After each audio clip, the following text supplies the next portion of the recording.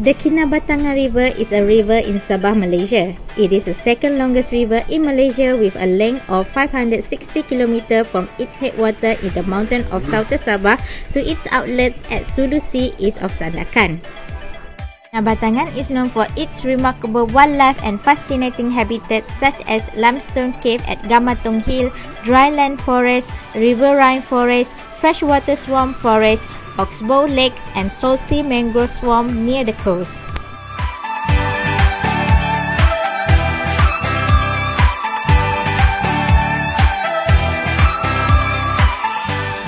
The population density of animals on this stretch of Kinabatangan River is second to none, including so much of Sabah most sought after wildlife orangutans, proboscis monkeys, pygmy elephant, langur, wild cat, crocodiles, amazing bird life and much more.